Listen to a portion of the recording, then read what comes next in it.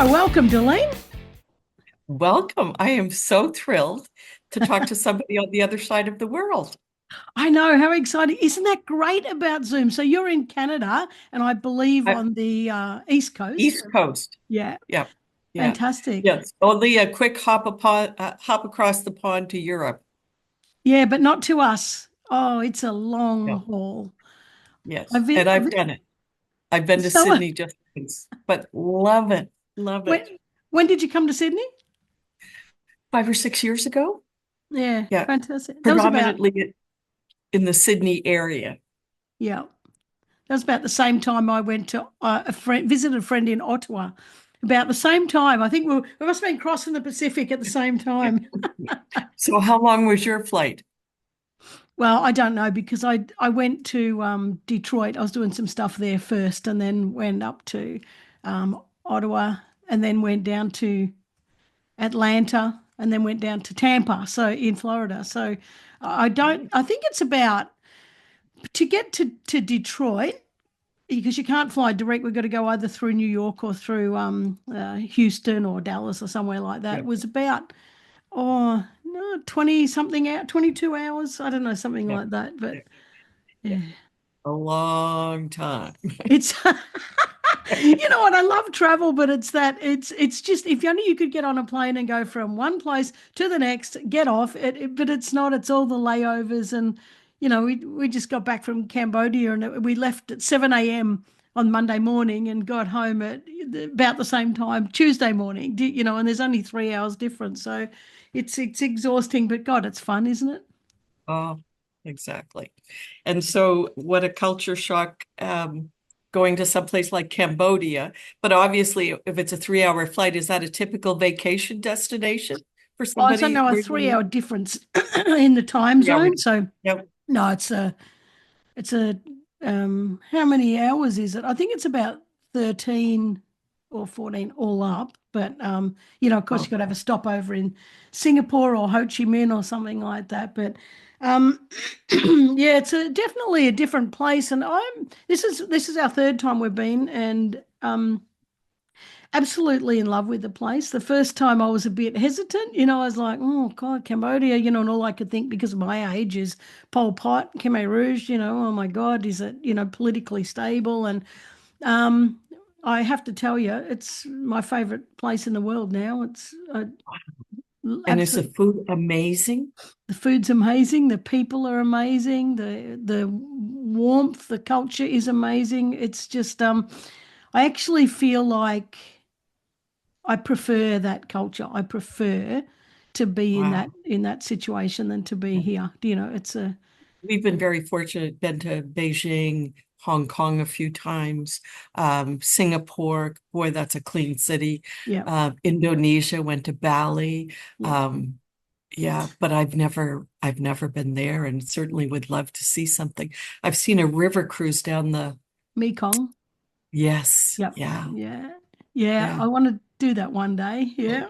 Yeah. yeah, yeah. Oh, you So, you you you wouldn't be disappointed, I can tell you. It's if you want to if you want to go there and think expect your first class stuff, you expect all your luxuries, you're not going to get it. There are places that do it, but it's you've just got to sink into the culture and go, this is it, this is the way it is. And riding around in tuk-tuks, it's with their breeze in your face, and it's like I've never felt so safe, to be honest. I feel safer in a tuk-tuk, with cars coming in every direction than I do on the roads here. That's just yeah, amazing. yeah. Yeah. Anyway, Wow. I know. So now I've come back with I caught a cold on the plane, and this is nearly 2 weeks in, and I'm playing. I'm not recovering very well. So apologies if I sound like I'm half dead and coughing away, but we'll do our best. But today we're talking to you about networking, and um, let's just preface this with most people hate networking. Most people think, oh my God, no freaking way, I'm not networking.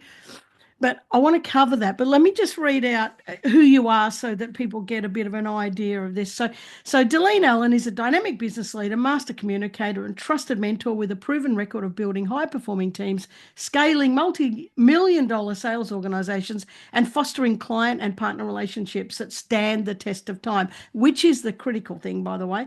She's also the founder and CEO of Networking Naturally. Now, I'll talk about your Mary Kay stuff later on in the interview, but so that's who Dalene is, and there's a lot of stuff that I just read out there that um, people would call soft skills in a lot of ways, but they're very hard, very.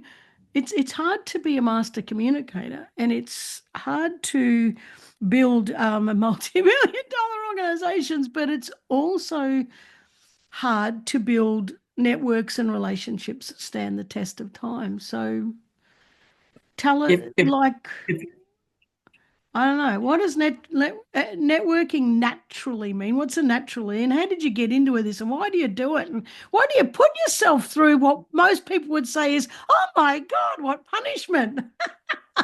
Well, except let's say when I started my first business, you should always consider all of the aspects of starting a business. It was like somebody said, well, you ordered business cards. And oh yeah, I ordered business cards. And have you handed out any out? And you go, oh, I think I'm afraid to do that. And I would say I was allergic to networking, but I got to tell you, when you have a big goal and a big dream, you'll find a way that works for you. And I Yeah. really I've got a cough too, so hopefully you'll edit that out. Um, that I should really get rid of that dirty word of networking because it's really about making a friend.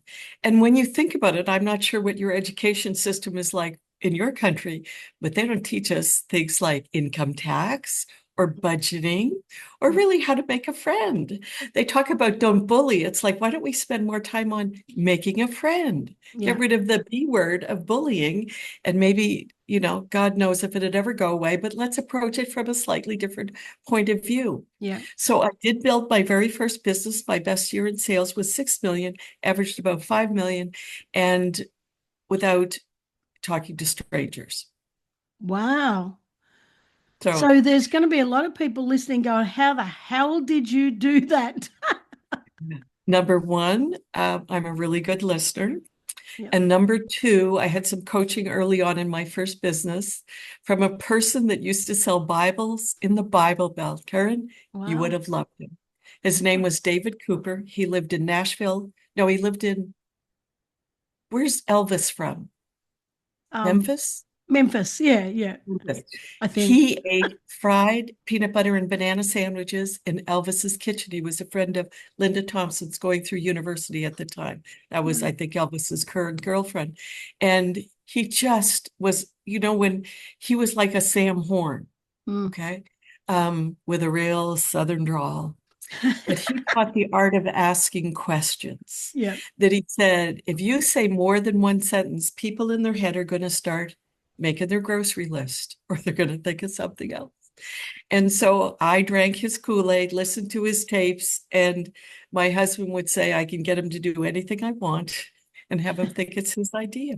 But if you ask the right questions and you're a really, really good listener, and what he also taught was a plan. And I have to tell you, as a speaker, the guy was phenomenal. And I used to bring him in to train a lot of my Mary Kay teams. And he would say, now you're going to want to get your purse. You might want to put it on your lap. And he's doing some other conversation. And my husband would sit there and he said, every woman in that room, a couple hundred, are putting their purses on their laps. Wow. Now you might want to get your wallet out. He's asking some more questions. And Joe would say, there come the wallets. Because he and I would be at the back of the room selling his tapes and things, his CDs and things like that as time went on. And then he said, yes, you can pay by check, but I'll also take a credit card. And he would ask all these questions. And one of the that always got people, he said something about Oprah Winfrey, but the way he said it, you would have thought he was about to go on Oprah. It was just, and then there was the stampede of people coming back like the room would empty. So he really taught me more than the art of asking questions, but number one, to have a plan, and number two, to really listen to understand what people are saying. And I have a feeling you do the same thing because that's really what Sam teaches, right? Yeah. And I say, listen like a sponge, not a brick. Mm. Because most people, when they go to networking, what do? Sell They're trying to themselves. sell something. Exactly. And have you ever had to deal with a client you didn't like, Kurt? Yep. Yep. Yep. Get to know them first. It'll save you a lot of, well, a lot less grief and a lot less Yep. aggravation. I can't even talk tonight. It would be if I found a human connection, I could somehow business will happen organically. And if you think about that, the number of times we've been in that airport, the number of times where there's a chance encounter, and Yeah. that's really how I met Sam Horn. Yeah. The the the interesting part is if you came here to where I live, people will say, Dalene knows everybody. And I really don't. I walked into a room the other day. There were about 25 people there. I knew two people. And somebody introduced me as Dalene knows everybody. And I smiled and said, I want to know all of you because I don't know any of you. And they're all like, oh, well, if somebody says that, we should meet you. And you think, great, somebody else is promoting me. Now, Wow. the other thing that I have found, and perhaps you as well, because it was a referral that you met Sam, right? Mm. Yep. So I learned to plant the seed of a referral from the very first. And what I found was many people love to help, but if you don't make it clear to them, they can't help, or Mm. they don't know that it could make a difference to help. So I think one of the smartest things that I did early on with my first business, I come from 9 siblings. My husband, there are 9 of us in my family, 9 kids, and my husband came from 5. Okay. I have more cousins than I know what to do with. And so, so to everybody, I went to and I said, if there's ever anything I could do to help you, I hope you know I would support you. And I have started a business. And I don't expect you to, but I would like to tell you if you ever wanted to support me, how you could help. Mm. Now, did they all support me? No. But let me tell you, even those that might not have done personal business with me, they were nice enough that if somebody really was asking for the service that I provided, I would get referrals. Mm. Now, if you also are good at keeping track, I'm a list maker and I like to keep records. I'm still a paper person, but everything's backed up on computer. But one of the things that I found was at the end of every quarter, because I don't want to wait till the end of the year, I would go over where all of my new clients came from. And every year, 30 to 35% of my new business came from between 12 and 15 people every Wow. single year. Wow. When you find the natural connectors, because I think that's what you and I have in common, that magic happens. Yeah. Yeah. Wow. Wow. You make it sound very easy. By the way, I'll just mention why we're talking about Sam because, as all of you know that listen to this regularly, I've talked about Sam before, and I went to Hawaii to be with Sam, in August, and Sam's done a lot for me. We work well together. She meant great mentor. But Sam has also just started a community group for her clients, and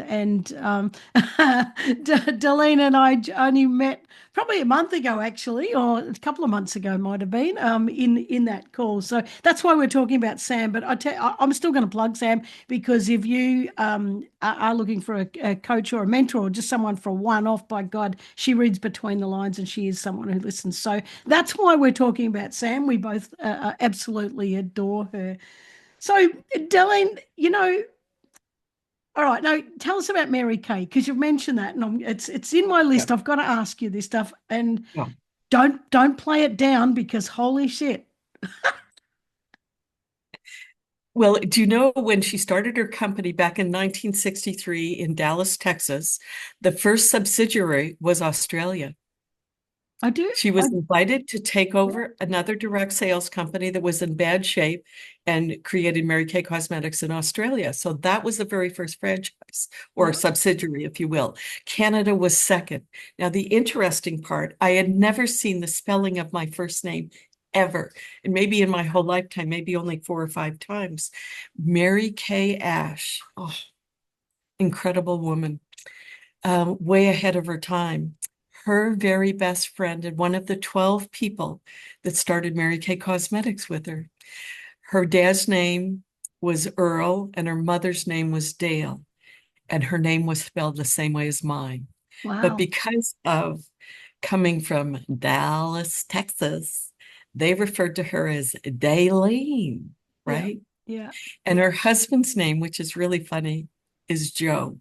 And that's my husband's name. And Wow. so when she came to Canada, she would always say, "Oh, you're my Canadian Dalene, we're going to be great friends, Dalene." Luckily, I also did really well in the company because they really didn't invite outside speakers to come in, very rarely. The only way you were ever invited to teach or go to another market in the world was if you did really, really well. Yeah. And luckily, after my first year, and thanks to David Cooper, the fellow who taught me the art of asking questions and really be good at listening, I was asked to teach, pretty much all over the world. Wow. And there's still a phenomenal company. There's a lot of changes in the direct sales industry, um, but she was very powerful, but in a very subtle way. Mm. And I was sitting next to her, which I've had the pleasure of sitting next to her on many occasions. And Mary Kay, not that she was a prude, but she'd say things like, "Yes, in Mary Kay, we feed you like truckers, but we treat you like ladies." And she was maybe a little bit old-fashioned in that department, but she had some very strict rules. And let me tell you, there were very few ever embarrassing moments because of the way she structured her company. She had a very strong faith. She was a Baptist, living in the Bible Belt. Yeah. Not that religion was ever pushed with that. In fact, we were told it was not, because a lot of Americans do believe in that. But you could tell she was a person of great faith. And at one particular leadership conference that just happened to be in Canada at the time, and a local designer who was very famous in Canada at the time did a fashion show, and there was a lot of nudity, like no bras, things like that. Whoever spoke to her to invite her to come obviously didn't let a few things. Yep. It's normally in modeling, they don't wear bras. Yep. Okay. But this was likely 25, 30 years ago. So it was a little different world, maybe at that particular point. And afterwards, she was then to speak. She was there as the star that night. And the president of the Canadian organization came down and bent down and said, "Mary Kay, it's your time to speak." And she said, "Not happening tonight." Three Yeah. times he tried to get her to go up. She didn't say another word. And he just kind of walked away, likely with his tail between his legs, going, "Oh, I may not have a job in the morning," right? But the way she handled it was amazing. Now, we were at a table for 10, and it wasn't a head table. And it was interesting because one of the corporate people, when we came into this big room, it was in Toronto. It's an hour difference. And my friend and I from Nova Scotia, who had done very well at the conference the year before, like I was number one and she was number two and something. And so when we got to the door an hour early, she said, "Boy, you guys are early birds, but I'm glad you're here because we're going to sit Mary Kay in the middle of this room of a couple hundred people, just in a regular table. So will you save a place for her?" You go, Wow. "We'll save a place," but it wasn't in the front row. It was in the back. It wasn't in the middle, in the back. And so here, these two stupid fools sitting in this chair, and friends are going by and we're saying, "You want to sit at our table? You're going to want to sit at our table. You're going to want to sit at our table." And they're going, "No, we're going to the front." Right? Ah! And they walk Mary Kay in. She waves at this, and they walk her back to our table. And you can see all her friends going, "Yay." So there were a couple of French friends who didn't speak very good English. And I said, "Mary Kay, I want an autograph." And none of us for whatever, you got a little evening bag, like useless or what. But I had a pen. I at least had a pen. And my French friend said, I have a checkbook. And Mary Kay wrote us $1 million checks on that checkbook. And my friend says, can we cash them? I said, do you have $1 million in your bank account? No, we can't cash them. My God. She was the most fun. She was the most fun. She had her sweetener in her purse, and it was monogrammed Mary Kay, right? The company put her name on the side, right? And then what did she also have? She loved spicy food. She carried her own hot, it wasn't hot sauce, it was powder. It was called gunpowder. And that would just go over everything, like Wow. total Texan, right? If it ain't hot, we're not eating it. Yeah. And occasionally, sitting at a table with her, she would say, I would say, oh, what's for dinner, Mary Kay? And she'd say, my favorite. And it was something hot. If I'm coming to dinner, it's going to be my favorite. She had To a have great that sense of power. humor. Yeah. And her son, Richard, would close down Neiman Marcus in Dallas and get her to go shopping for her birthday. Wow. And she would go in and she'd come out of there. And what she fondly referred to it was needless markup. And there would be many birthdays that she would walk out and not buy a damn thing. Said, look at the price of this stuff. She was a coupon clipper. Like Really? she don't laugh.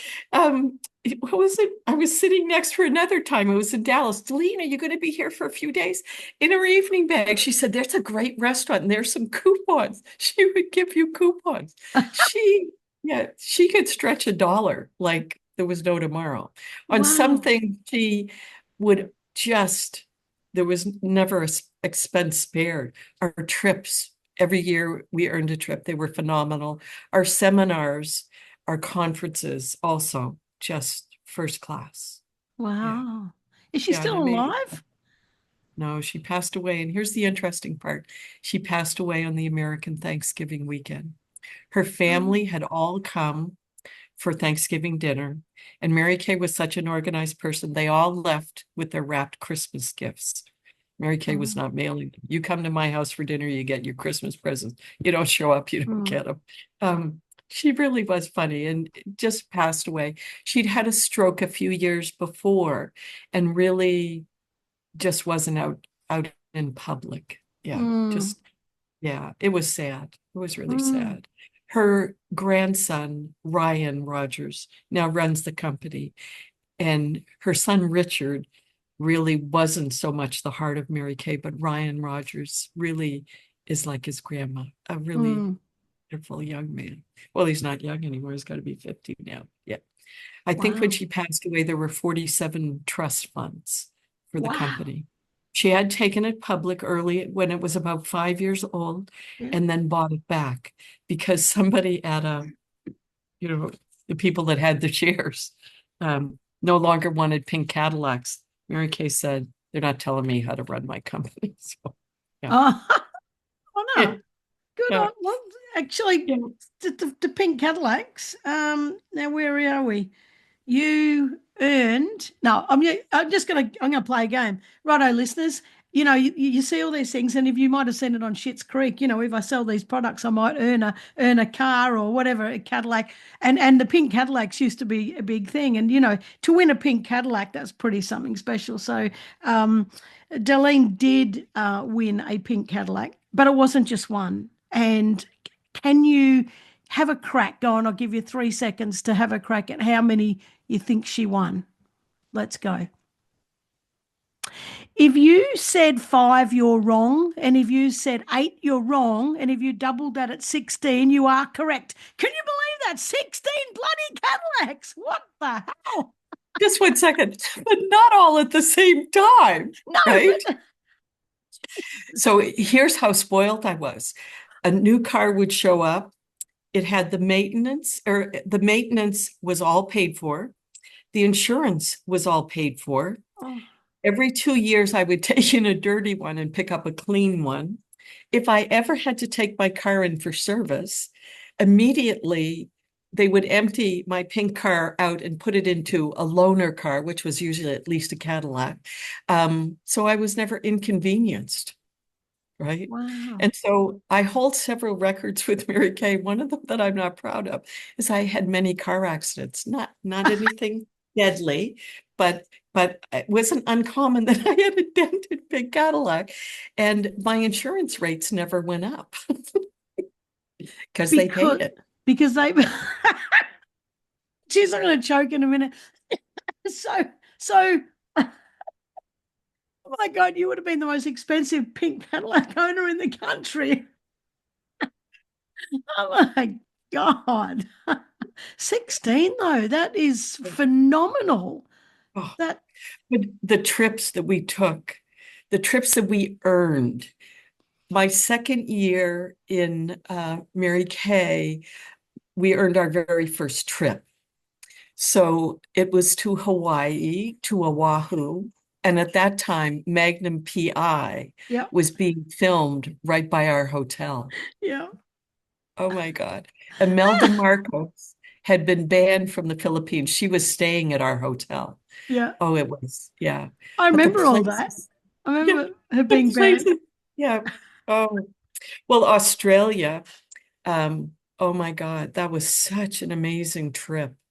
Well, it's such an amazing country. But special things that they did for us. Like in Edinburgh, we were there one year, and at Edinburgh Castle, Mary Kay managed to rent the castle. And Wow. the tour person said, people don't do that. We don't know how Mary Kay was able to do that.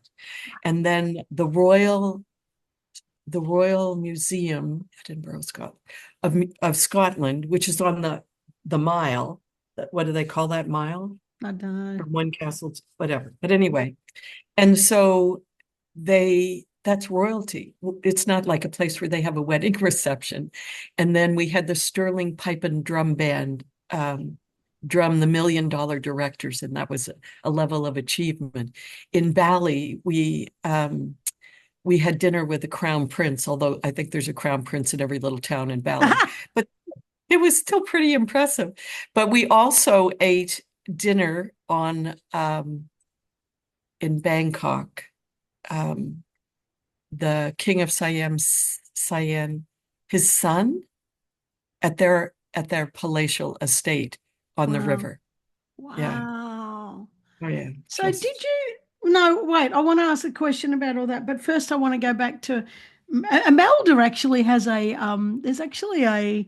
It's not a statue. It's kind of a memorial. It's kind of a. It's a big thing for her in Hawaii, out in the middle of Oahu. But also when you talk about Magnum PI. Now, what was his name? Tom Selleck. sell Yeah. it. Uh, I was in. he actually does a lot of filming in Halifax. Oh my God, handsome. Oh my Oh, God, he's handsome. beautiful. Oh, He was my like my I gosh. don't know what do you call it, like heartthrob. Yeah. And I used to go to Hawaii every year for a month. And he was in I was in Nick's fish market, and that's where he used to get snuck into, to have his meals. And I'm like, oh, that's Tom Selleck. And I just beeline straight over to him, sat next to him, asked him for a kiss. He gave me one. He's Oh, with his girlfriend or whoever he was. And he said, I'm a bit tired. I just got back in from Japan, but that didn't stop me. Don't worry. Might talk about lack of self-awareness, but I got what I wanted. And when I when I left his table, the bodyguard come up and he said, "Don't you ever do that again. I don't know how you snuck through me, but don't you ever do that again." I said, "I don't need to. I got my kiss." That was fantastic. we, Anyway, we that were we had a trip to Switzerland with Mary Kay in Gstaad, and then in, well, where else were we? Well, anyway, we were eating dinner at this lovely little inn. Gstaad wasn't that big when we were there. And who is sitting at the table next to us? There's about 25 of us on this trip. And it is Roger Moore wow. and James Clavell, who wrote Shogun. There were two couples there. They were with their wives. And the woman who owned the inn. goes over and says to Roger Moore, "These people drive pink Cadillacs and they know Mary Kay Ash from Mary Kay Cosmetics." We weren't sold in Switzerland at the time. And Roger Moore kind of looked at us like, who cares? But anyway, one of my friends, because you were brave enough to do it, we are all sitting there thinking, we all want to go over and just touch him.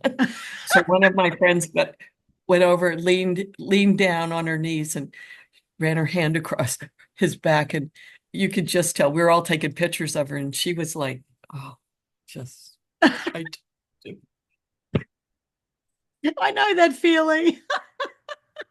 oh, do you know, another time we're in St. Andrews Golf Course in St. Andrews, Scotland.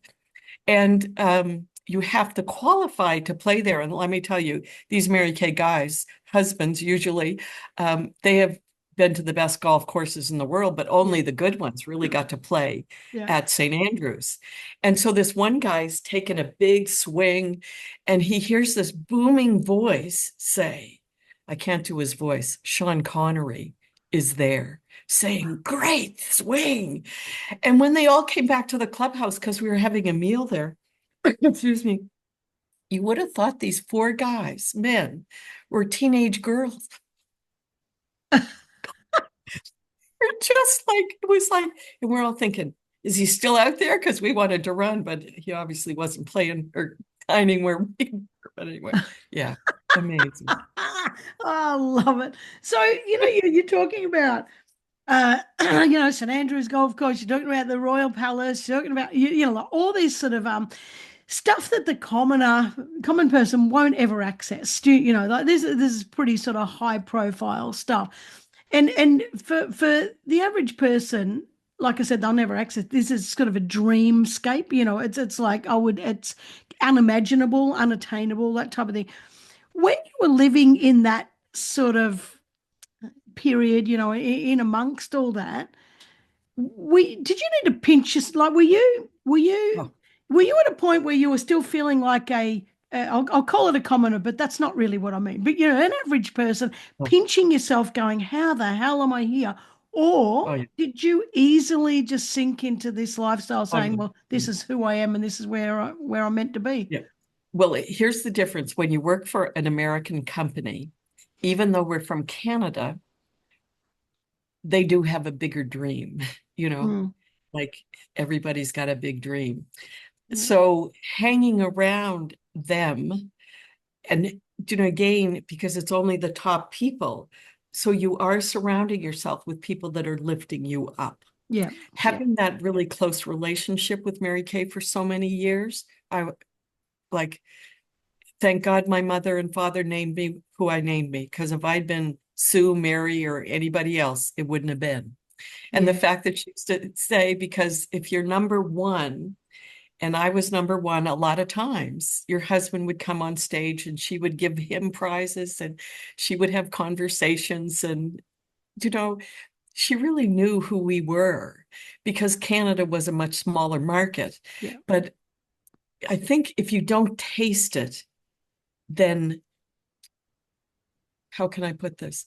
If we were to ever, because once the airfare was paid, we would usually extend the trip. But let me tell you, we would go beforehand Yeah, and stay in the places that you stayed in Cambodia yeah, because I wasn't spending that kind of money. yeah, But it was easier to then go from, and yeah, it was still amazing where we went, but to go to that, and that would likely be one of the biggest things that I would miss. After I had a big enough business that Mary Kay's still paying me, they buy my business back from me over a period of time.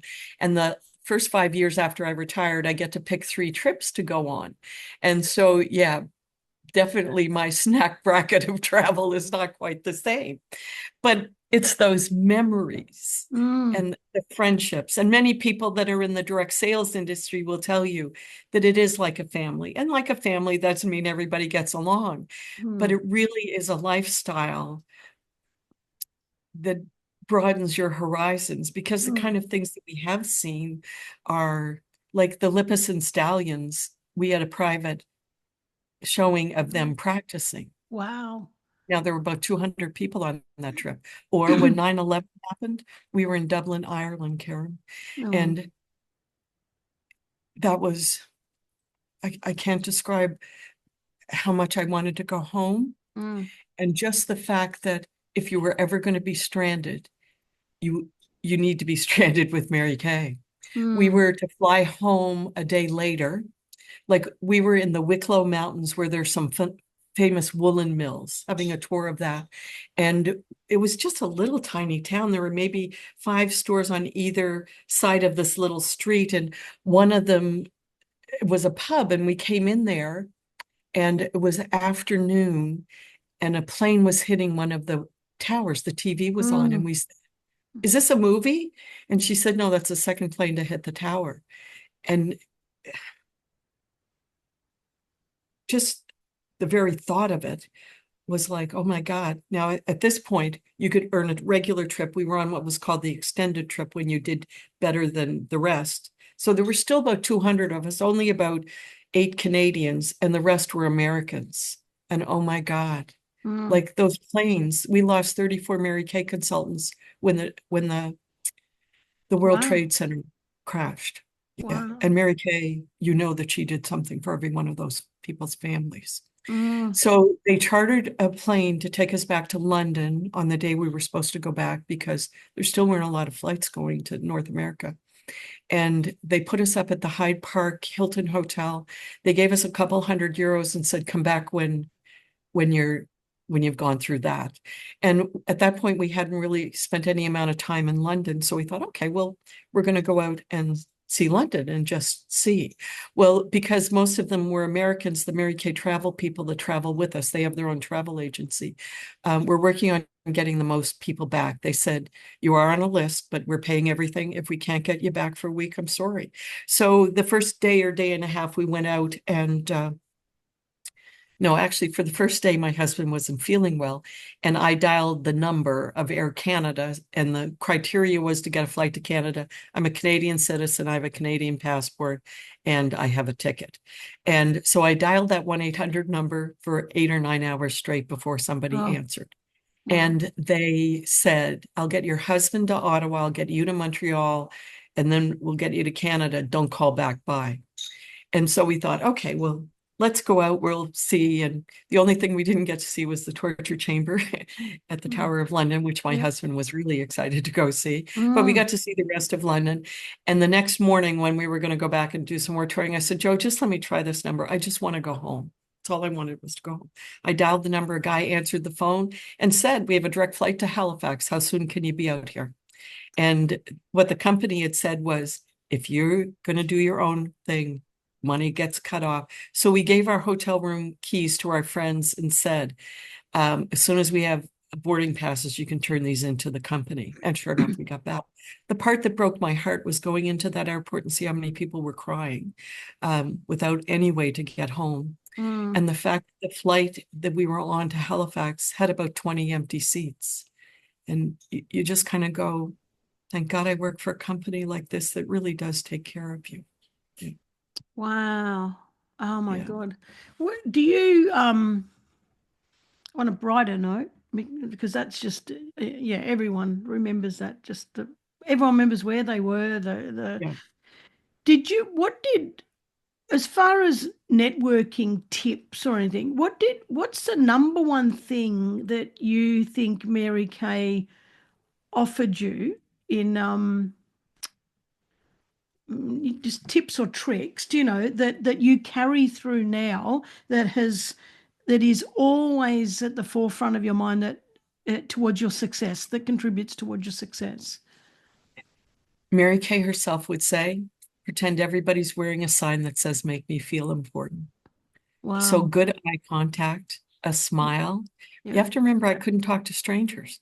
I just, it was physically, whether it was my mother's voice saying, don't talk to strangers, Yeah. okay, when I Yeah. was 5 or 6 years old. It was just a fear I had.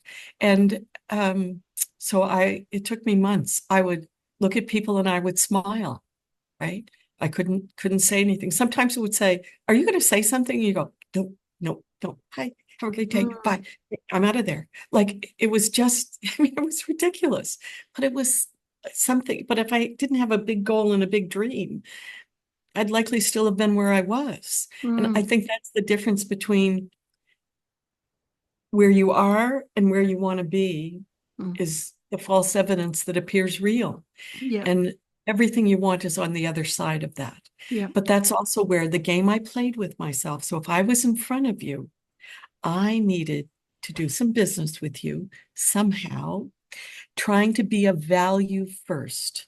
One Mm, of the things that, and these were three things that I developed as time went on with clients. Okay. I sure hope you know how much I appreciate your business. And you know, it's thanks to your support that I am driving a pink Cadillac and setting an example for other women that they can achieve big dreams. mm, Thank mm, that was in my email signature. That was on my phone message. That was on every transaction. The three things. Usually, some people, I'd get the first thing out, they could repeat verbatim what I would say. Second, the greatest compliment you could pay me is referrals. Who do you know that would enjoy my service as much as you have, right? mm, Whose life can I make? Whose life can I make feel better? Because many women would say, Dalene, you have given me the confidence to feel better about myself. And so always finding out who they were, where they were, and what could I do to make them feel better on the outside, which would allow the person on the inside to come out. But mm, the third one was, if ever I can be of service to you, I know a lot of people, reach out personally or professionally. I'm here to help. I mm. sold that business. It'll be 10 years, the end of this year, Karen. Yeah. And about 3 years ago in the spring, so that was 7 years since I talked to this woman. She said, Delina, I was going to press Google. And then I thought, I wonder if her phone number's still the same. Get an easy phone number, 1-902-423-0808. And she dialed my number. When she answered the phone, I knew her voice. It's like, oh my God, how are you? Oh my God, what's your mom? How's your mom? What's your daughter? What are your kids up to? She had a son and a daughter. So, we have that 30-minute catch up. And then she said, here's three things I need. Sure enough, I could introduce her to three people. And as she hung up, she said, why press Google? Call Dalene. When your clients know that you are there to help, that the Mm, number one thing you can do is add value to someone's life. mm. A couple of other examples. I remember a girl who called me and said she has a sister and a mom. Oh my God, Dalene, I just got a promotion. And of course I said, oh my God, tell me about it. And I got a raise. She was a single girl at the time. And oh my God, blah, blah, blah. And then she said, the saddest part about today? I could have called my mother. I could have called my sister. But I wanted to call you because I knew you'd be happy for me. Oh, oh my God. Wow. But that's beautiful for you, but that's sad. Yeah. Yeah. But Wow. here's the thing. You lift people up, girls with Mm, hammers. mm. I love that. Okay. So that can I spread it in Canada for you? Yep. Um, yeah, Yes. how can we lift each other up? Yep. And when you have that sense of community, there's no competition, right? Mm, I love it when I talk to somebody, even if they do something similar to what I do. yeah. Yeah. How can we help each other? Yeah. I agree. I Yeah, agree. I yeah. agree. So, you started with this fear, of I don't even want to talk to people. But now you've pushed through the fear, false evidence appearing real, and I do agree with you that if you really want something bad enough, you've actually got to. You can't just go, yeah, maybe. You've actually really got to want it to get there. But and there you've gone, Mary Kay, and every person is important. Like see me as if I'm important and what have you. Now, clearly, from listening to you, all of those things you've really taken on board and really applied and really lavished in, like really sort of made it your way of living. Despite people hearing this and listening to your story, not just on the podcast, if people were just hearing this, and by the way, you're a great storyteller, and as far as I'm concerned, that I think that's one of the key ways to connect with people. But there are going to be people who go, yeah, but I don't want to waste time because I'm in a room with all these people that could bring value to me, right? Because I've heard this and it shits me to tears, right? But I've heard it and I've seen people behave like this. But I'm in this room, I've got this great opportunity. There's all these people that can help me. I don't want to be talking, asking about them. I want to give that 60-second pitch. I want to stand out. I want them to think I'm bloody interesting and bloody fantastic. And so that they say, God, I want to do business with you. What do you want to say to those people? Listen to Amy Cuddy's TED Talk on trust. Because what she essentially says is, until somebody trusts you, they don't hear a word you say. Yep. Yep. I have people who say to me, Dalene, I'm going to networking. How do I close a sale there? And guess Yep. what I respond? Stay home. Yep. Yep. Yeah, yeah. If you would have been to those networking spaces where everybody's just handing out business cards, and it's kind of like, oh, I've been, oh, what do you do? Oh, I'm the CEO of such and such. Oh, here's my card. Give me a call. And I've seen it, I've watched it. I can't do those. I can't go to those events. Like I can't stand it. And I know the difference. I know the ones that are going to be like that and the ones that are going to be, um, it, it it makes you look desperate. It makes you look shallow. It makes you look. I mean, don't get me wrong. If someone's saying, "Oh, what? Oh, you're a real estate agent. Oh, I've been meaning to sell my house. Oh, great. Here's my card. If you want to give me a ring, Yep, that's fine. That's yep. different. That's different. But um, so all right. So tell me this: how do people overcome it? I know you say you've got to get over the fear. You've got to be motivated. You've got to really want it. But some people say, I can't. It's just not. It's not me. Like I can't talk to people because I'm too damn scared. It's just my personality. And you're Well, so confident. How do you do it? You're a different person to me. You are different. You've got a different makeup. You can do it, but I can't. Sorry, Darlene, I spoke over you then. But do you know the we exactly. bring it back. Why walk into a room full of strangers when you don't have a freaking clue what they're doing? When you Yeah. could actually create a network sitting at home on your butt on social media platforms. Because here's what I like to do. Years ago, a friend who built a $1 million business who said, Dalene, you waste too much time going to networking events. Why don't you sit at home, look at a profile, and make one new connection a day? I started to do that. And I said, okay, give me some tips. And he said, go in and find something you have in common. Most people have the most boring, lots of look, Yep. you have a great profile. Okay. Most people list everything that they've ever done, but there's no humanity. There's Yep. no personality. There's no whatever. And so I will reach out to one new person a day, find something I have in common, and I have a plan. So I'm going to watch them. So the first connection is, hey, I want to connect. I love what you're posting on social media. Really impressed with the company you work for. And, just a little something. I'm not doing this AI. You can do a Mm. lot of stuff with AI, but if I want to make a real connection, AI is not Yeah. going to come into it. It can work for Yeah. other things. And then I put ahead in my calendar, I'm going to reach out and see what they're doing. So number one, they have to have 500 or more connections. They have to have a picture that actually likely looks like them. And Yep. then are they posting regularly on social media? So Yep. I do one a day. And, then I'm going to like, share, and comment. Don't fall in love with the friggin' like button. Forgive me for swearing here, but Yep.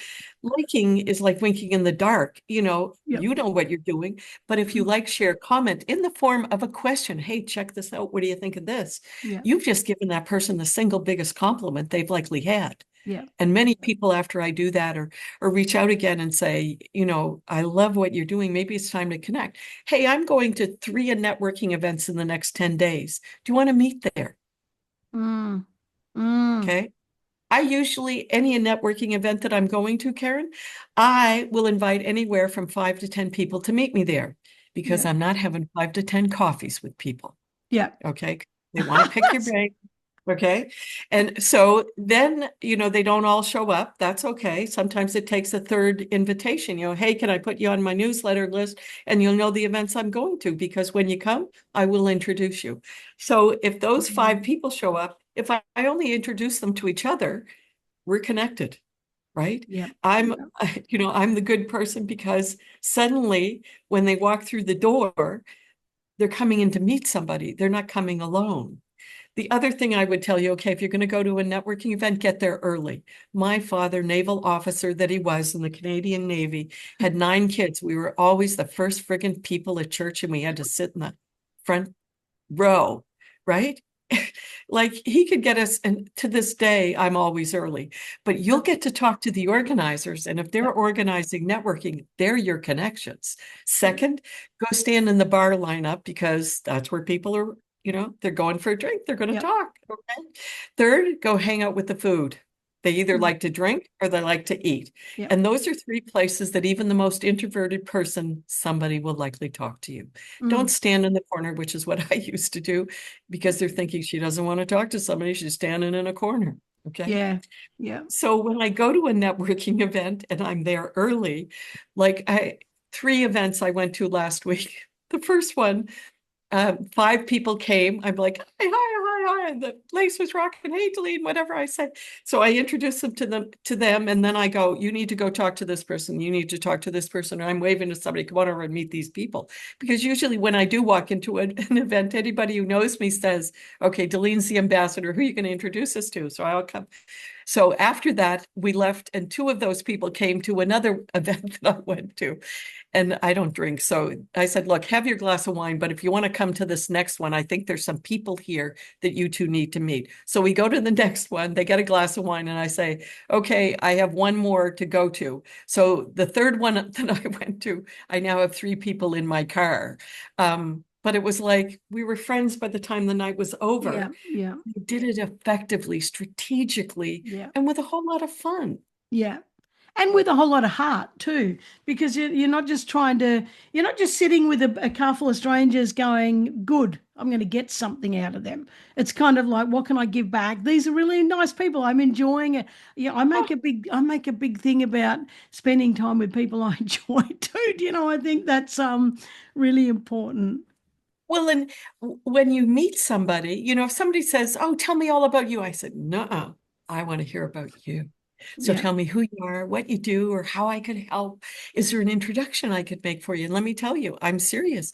Go to Yeah. my LinkedIn. It's Yeah. win-win-win. If you pick out a profile, you know what you're looking for. And I'll tell you whether that person I know well or not so well, but I don't care. I'm connected. What Yeah. are we doing? Yeah. But that introduction means I'm always in the middle. Yeah. And usually to anybody that I've said to over the years, I'll tell you what, if I make an introduction and you're not nice, I'm not introducing anybody else to you again. Okay. Ah, Just so we're absolutely clear here. Okay. And if that person picked your profile, they feel there's some sort of synergy. I'm going to check that person out before I do that. And I don't want to have to ask permission because it's an extra step.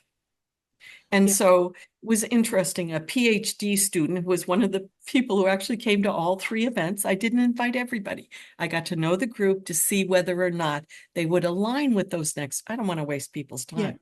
Yeah. And so through that, she was qualifying through one of the universities for something that could provide her with $10,000.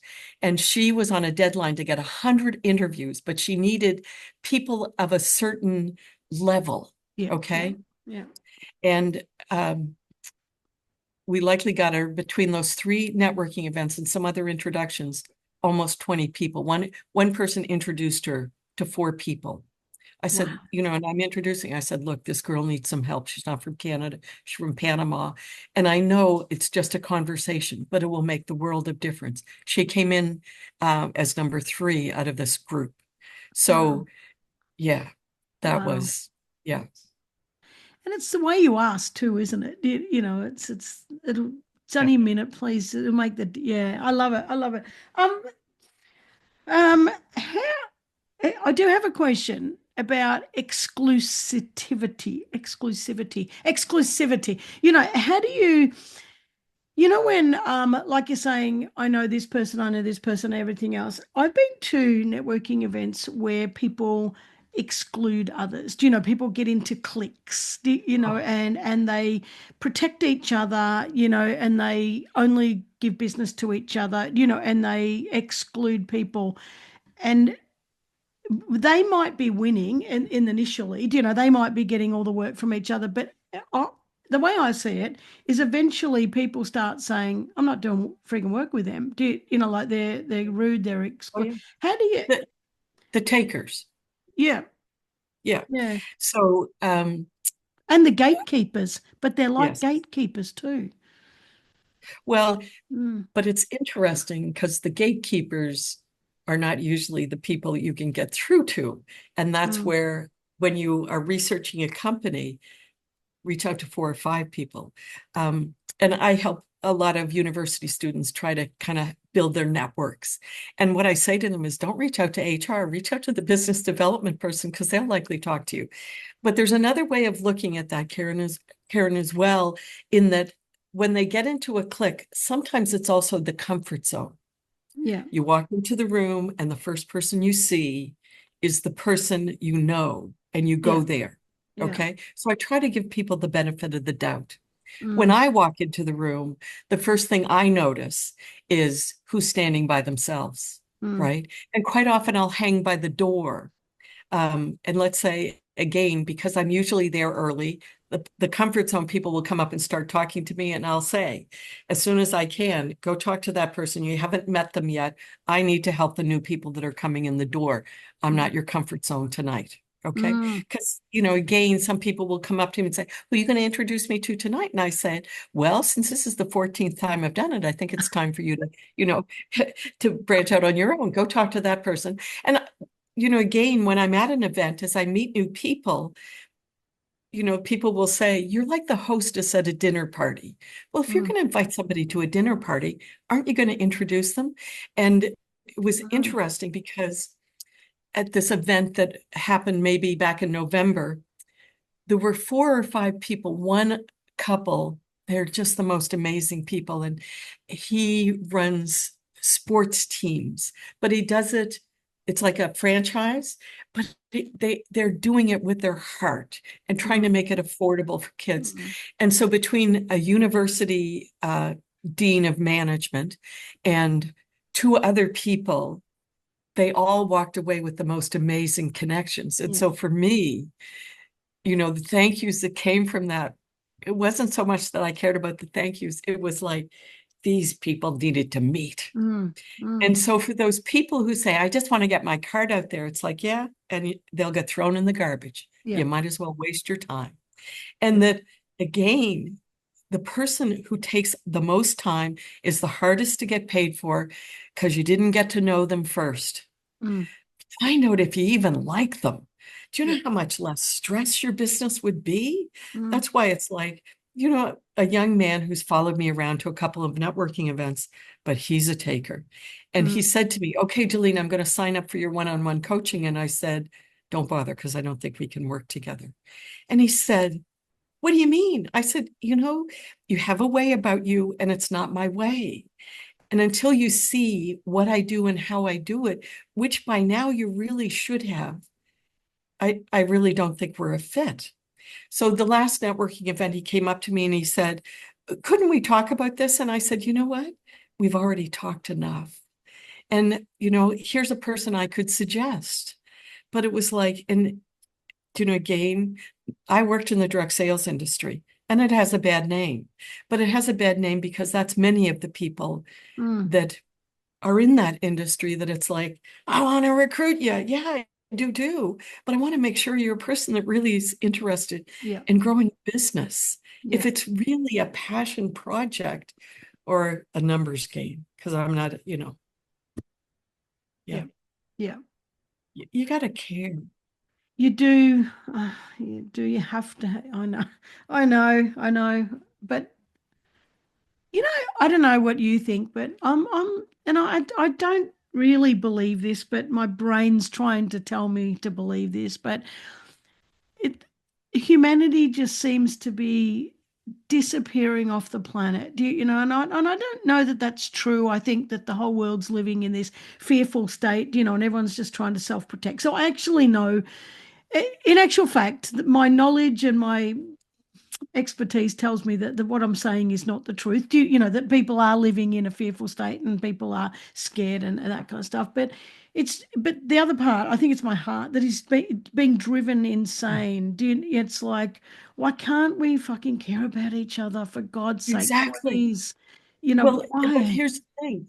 You and I and Sam need to find them, and they're out there. Mm, But it's like even those people who really want to sell something at a networking event, if you went in and started connecting with people on whatever social media platform you're active on and say, wow, I like what this person is doing.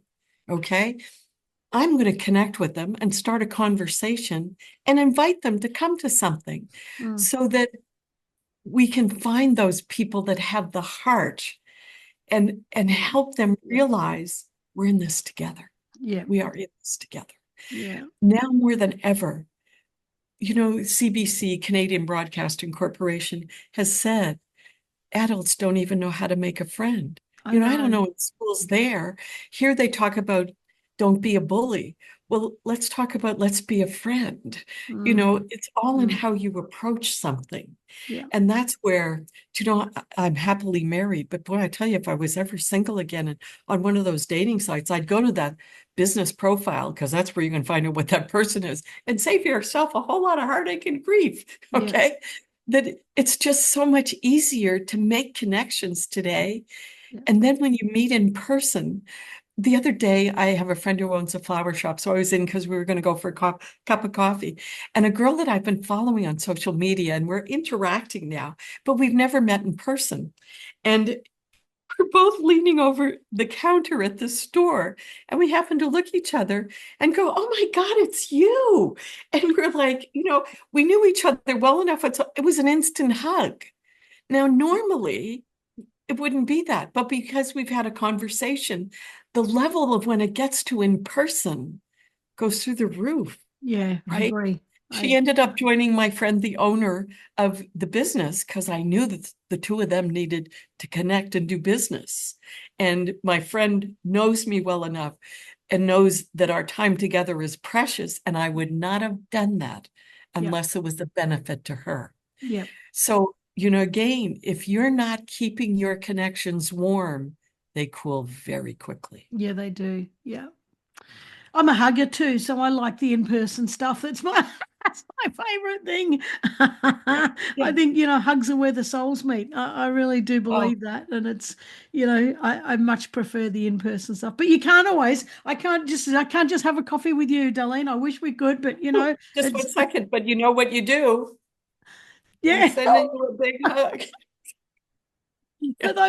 those who are not watching the visual, we just did a, hug yourself kind of moment, shake yourself. I love it so much. Oh, Darlene, I have absolutely loved this. And I think, and I know you offer, coaching and that kind of stuff for people who do want to do this well, but not but, and Sam would growl at me for saying and where can people find you so they can check out all the great work you do and uh, work with you or network with you or click, join with you on LinkedIn or whatever, all the stuff that you love to do genuinely. network genuinely, authentically. Networkingnaturally.ca. Yes, I would love to meet you. And I'll tell you, if you want to do business in Canada, connect with me. Although when I worked with Mary Kay, they were in 33 global markets. So I still have some pretty warm connections. But I have to tell you as well that currently, Meeting Planners International, I'm a member of that. You might want to go to some of their meetings, and also had a BNI franchise for about 7 years. Yeah. So, but Canada, it's a clicky place. You talked about that, but let me tell you, I have some warm connections. We want you to come to Canada, especially Atlantic Canada, and do business. So how can I help you? Fantastic. Well, I might bring Girls with Hammers to Atlantic Canada, and you can help me set that up.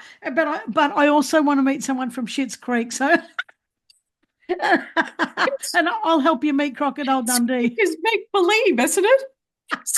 But listen, if you ever cared, you would love Newfoundland.